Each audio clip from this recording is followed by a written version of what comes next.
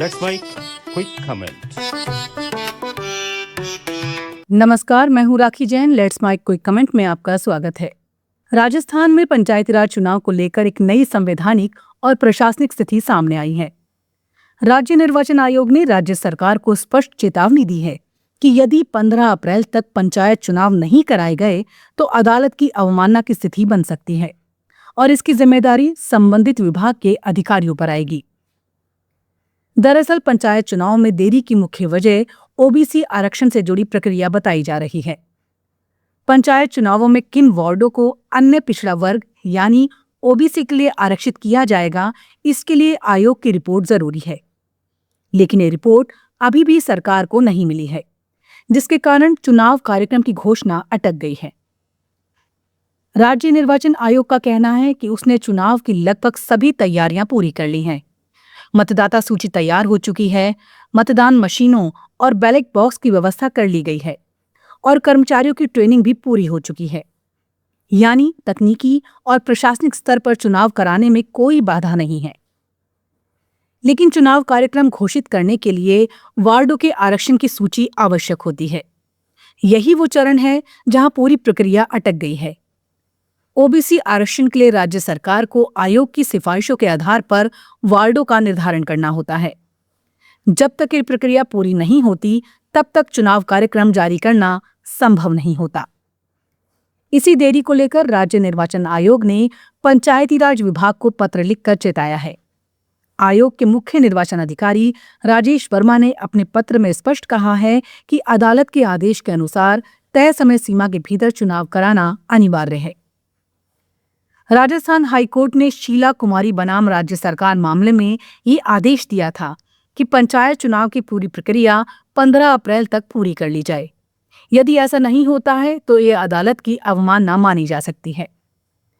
इसी संदर्भ में राज्य निर्वाचन आयोग ने सरकार को ये भी याद दिलाया है कि अदालत के आदेशों का पालन करना प्रशासन की जिम्मेदारी है।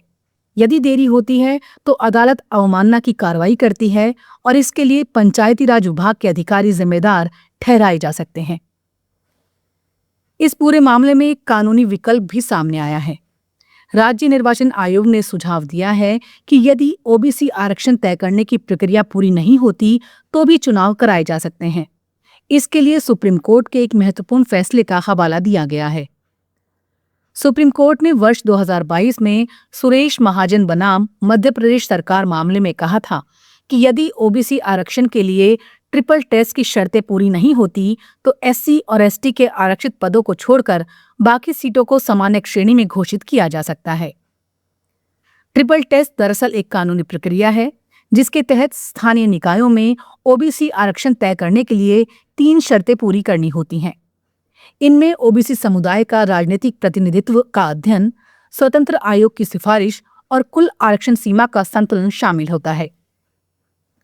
यदि ये प्रक्रिया समय पर पूरी नहीं होती तो चुनाव टालना संवैधानिक दृष्टि से सही नहीं माना जाता। इसी कारण सुप्रीम कोर्ट ने स्पष्ट किया था कि स्थानीय निकायों के चुनाव समय पर होना लोकतांत्रिक व्यवस्था के लिए जरूरी है। राजस्थान में मौजूदा स्थिति भी इसी संवैधानिक सिद्धांत की कसौटी पर खड़ी है। एक और ओबीसी आरक्षण की प्रक्रिया पूरी करने की आवश्यकता है, वहीं दूसरी ओर अदालत द्वारा तय समय की गई सीमा का पालन करना भी जरूरी है। विशेषज्ञों का मानना है कि पंचायत चुनाव केवल प्रशासनिक प्रक्रिया नहीं है, बल्कि लोकतांत्रिक विकेंद्रीकरण की आधारशिला है।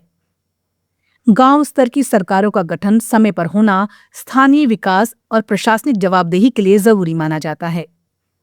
इसी कारण अदालतें भी बार बार ये स्पष्ट करती रही हैं कि स्थानीय निकायों के चुनाव अनावश्यक रूप से टाले नहीं जा सकते।